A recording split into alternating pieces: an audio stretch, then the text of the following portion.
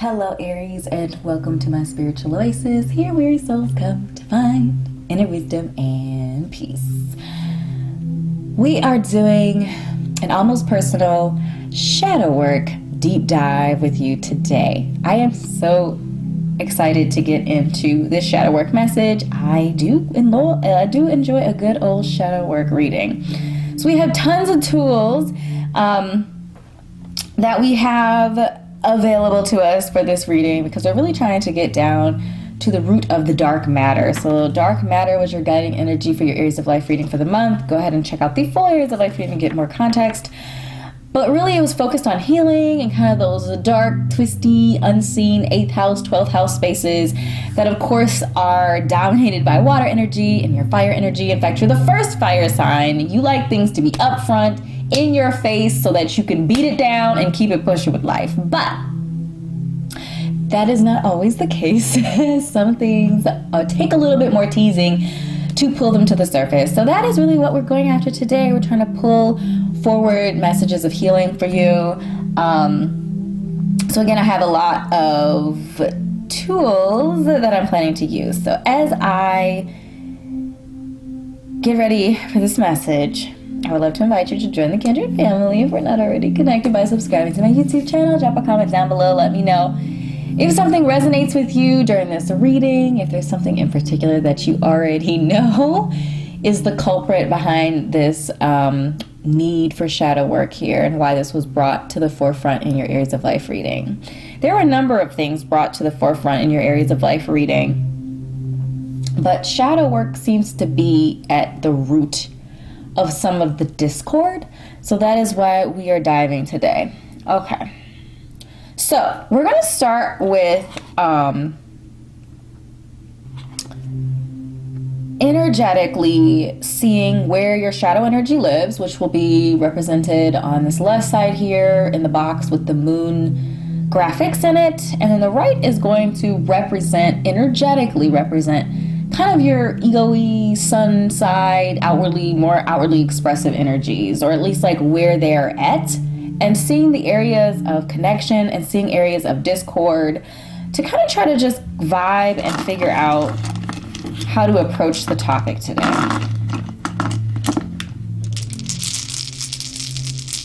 What does shadow want? What does ego want? And again, these are just energies. I'm going to be using numerology to get through that. Okay, let's see.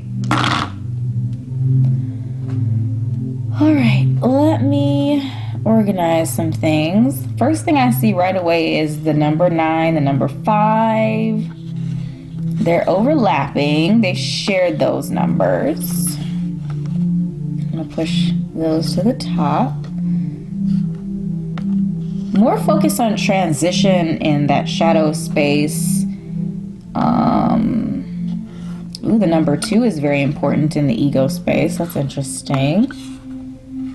Yeah, there was a message. There was some sort of a healing, love-related healing challenge blocking your happiness in your areas of life reading. So that could be ego's focus on this idea of companionship or cooperation, potentially with another person, or this could be another entity, like a job. Maybe you lost your job, or maybe the career, or the path that you're going down for career isn't what you thought it was, and it was just heartbreaking or distressing. All right, so our areas of difference. Ego is focused on starting some sort of partnership, maybe finding a partner, a love partnership, or finding, like I said, it could be partnership connected to like work or school or something of that nature as well. But focused on starting partnership, being a pioneer in that partnership zone. And shadow seems to be more focused on achievement, but it feels like achievement more so in like social achievement. That sounds weird. So what I'm feeling here is like with the number 3 is sociable. outgoing, charming, but it's like a surface level charm. You're sociable and you like being around people, but it's not deep. So the moon, your inner spaces, your shadow spaces aren't really interested in forming deep connections.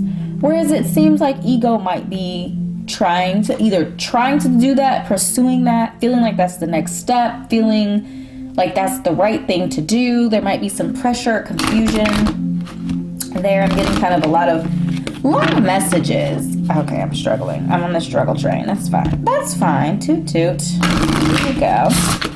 Leaving the station on the struggle train. So, and that achievement.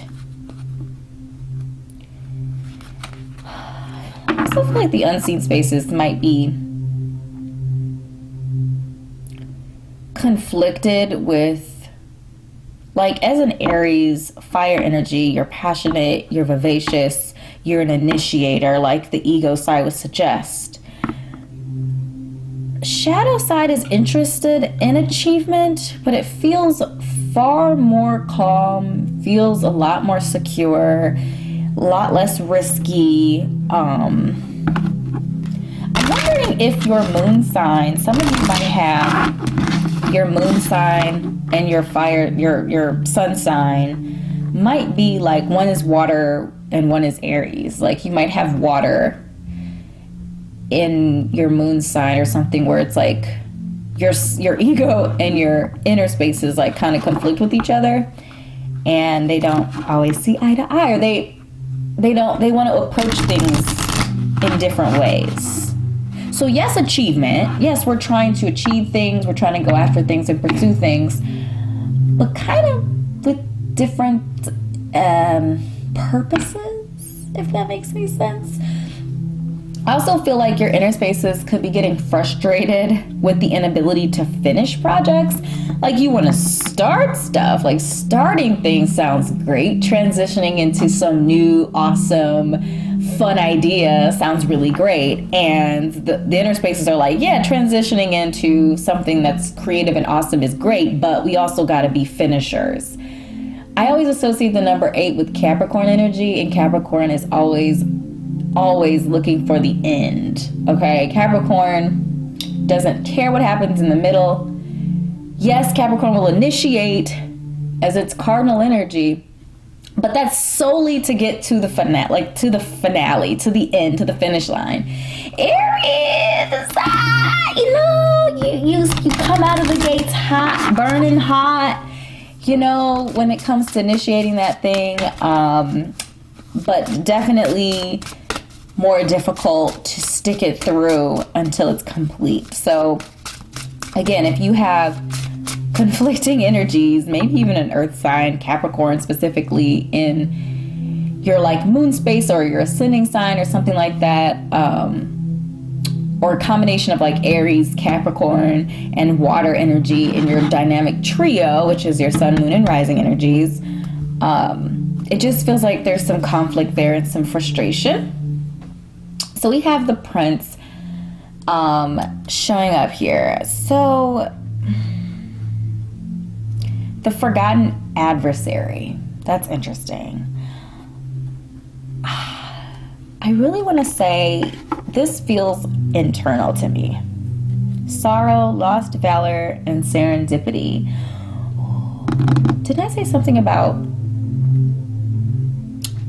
It's almost like shadow energy is like, there are wounds here. There's a focus in the shadow space around transition. And I'm almost feeling like the shadow space is frustrated because you're not allowing space for that transition to take place in a way that is healthful and sustainable. Yeah, it just feels like I'm just getting a lot of frustration on the inner spaces. Like it takes time, energy, and resources to heal and heal properly. And the forgotten adversary I'm seeing in this message is you. We, at the end of the day, are our own worst enemies. We, at the end of the day, we sabotage ourselves better than any, like, you know, frenemy or even straight up enemy. Because I feel like we have things in place to check those things and to at least acknowledge those things. But inside of ourselves, like our own weaknesses, sometimes we don't want to see them. And Aries, if we're being honest, you struggle a bit with that. So we have the stars showing up for you. So I do feel like there's a calling to your purpose, a realignment or refocus. Ooh, okay, making a mess. Don't mind me over here, just struggling away. A realignment or reconnection with your star, your focus, your hope, your direction.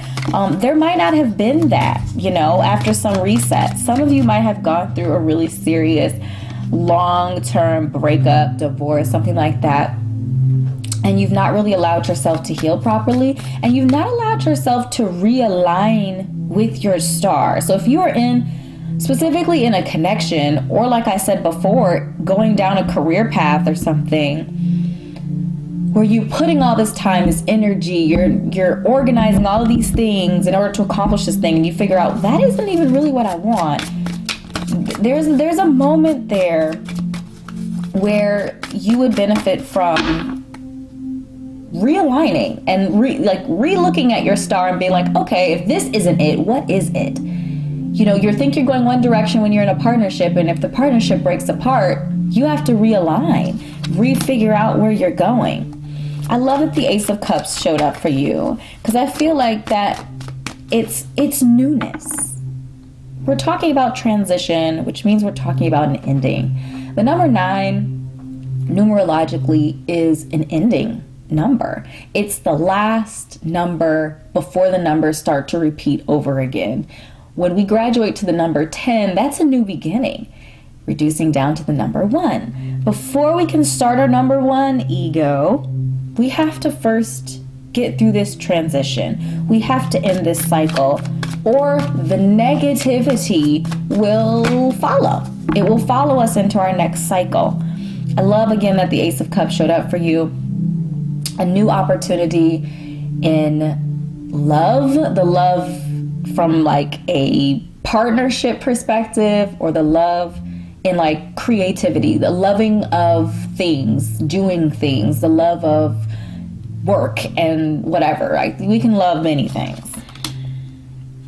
And we have the 10 of Wands, which of course talks about burden. There's some secrecy there. There's it's almost like holding your cards close, being closed off. Also, the company you keep is a message that's coming up as well. Being mindful of the company you keep. Are you trusting the people around you? Are you not trusting the people around you? Do you feel like you're in a pit of vipers? Maybe this is a really good time for you to, as you're realigning and as you're transitioning, making sure that you're also finding support that's in alignment with your star, whether the star is new or just rediscovered, whatever. Making sure that your environment reflects that as well. I feel like this whole process of shadow work is about releasing the burdens that you don't want to carry. There definitely are some burdens that we want to carry, that we want to keep close to ourselves. It's meaningful to us to accomplish things in our lives. And then there are also burdens that we just keep. We keep because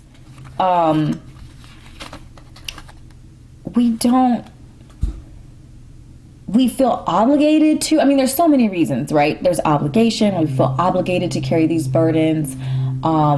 Sometimes the burden, and potentially for you, is the burden of continuing what you start. And I feel like a lot of this is, do you love what you start? And maybe there's more of a message around love what you start so that you can carry it through to the end. And whatever this new thing is, if there's some new thing, new energy, or maybe renewed energy, so maybe we're not starting fresh or abandoning anything, maybe we're just renewing our commitment to, that thing or person. Oh, we've got a whole bunch of messages that are just doing their own thing. Three of Swords also showed up in your Aries of Life reading, and it's showing up here again. We have the Knight of Wands. We have the Hanged Man. So these are supposed to be messages from Shadow to Ego. And they all came out and translated. I missed any of them. I did. Oh no, there's just a whole chunk of cards that were just flipped out. I mean, is this a struggle moment for me? Maybe. Alright, let me graduate from my struggle moment. Okay, awesome. Knight of Wands. Personal energy, changing perspective on how you use your personal energy. Using your personal energy for healing rather than starting something new. See, the message that I'm getting here is that we're starting something new because we think, okay, this is gonna be really weird, but like getting over one person is like getting under another person. I don't know, that maybe that sounded weird. I was trying to like edit it, but you don't heal by moving on to the next thing. You heal by doing the work necessary to release the pain and the emotional challenge and struggle, or mental challenge and struggle, probably a combination of all these things that happened during that time. The simply moving on to the new thing and the next shiny object is not healing. Waiting isn't healing either. Actively doing the work with that Knight of Wands energy, like putting your own personal energy into your healing, putting your own personal energy into changing your perspective, changing your point of view, getting a different viewpoint on how you're viewing healing. That it's not a water sign thing. It's an individual person thing that we all need to do. It's messy and uncomfortable. But if you think about healing from like a worldly point of view, when you get a scratch or something, it's ugly and awkward. When it scabs over, it's ugly. You don't want to get it wet. You know, it's uncomfortable. It hurts. It burns. There's all sorts of discomforts that happen with that. But once it goes through all of the phases that it has to go through, and it's healed, the process is complete. Again, I feel like your shadow energy is focusing on completion here. It's focusing on finishing what you start, finishing the cycle before we move on to the next cycle. That's just good business practice. It just popped into my head for some reason, and I don't know why. Very weird. Anyway, let's see what message Sun has for. Ooh, there you go.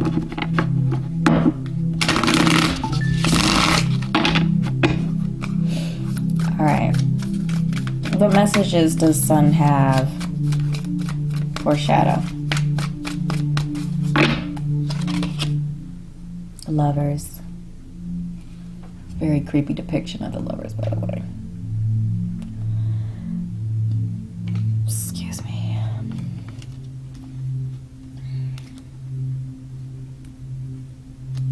Oh, I love a good shadow work. Oh my gosh, breaks straight to my heart.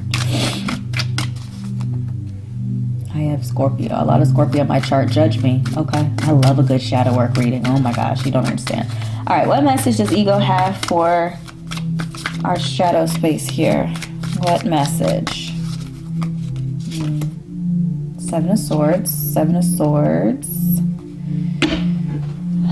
and the Lovers.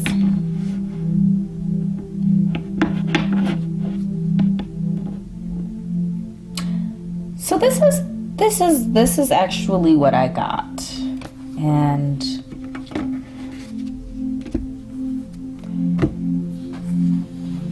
this popped into my head when I got the Seven of Swords.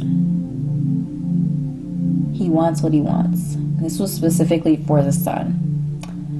Sun saying to moon energy or inner energy or shadow energy, I want what I want. So there feels like, it's almost like a, I'm going to do what I will, what I wish sort of energy here a little bit. And the Lovers showing up, it feels like cooperation, but it also kind of doesn't. It's like, sure, I'm going to cooperate with you. I also feel like the message could be, again, with ego's focus on partnership. The partnership, if there's another person involved, that person's lover's energy, that deep connection that is soul, physical, emotional connection, that intense soul bonded energy is what is encouraging this kind of ignoring of the inner spaces.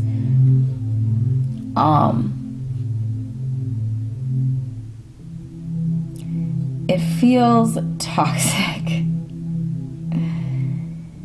It feels toxic to me. They could also have someone else, like, I say they, as if this is all you. You could have someone whispering into your ego's ear, encouraging you to pull away from your healing before you're ready.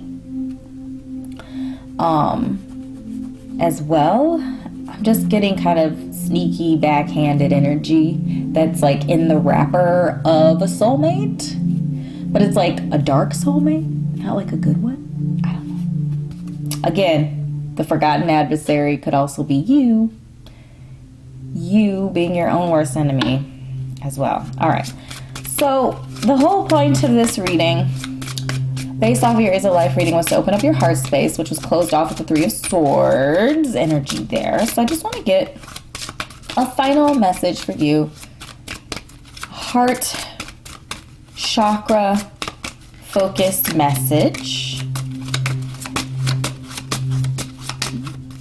for Aries. What final message do you have for Aries to honor those inner spaces and to complete the healing process to open up that heart chakra?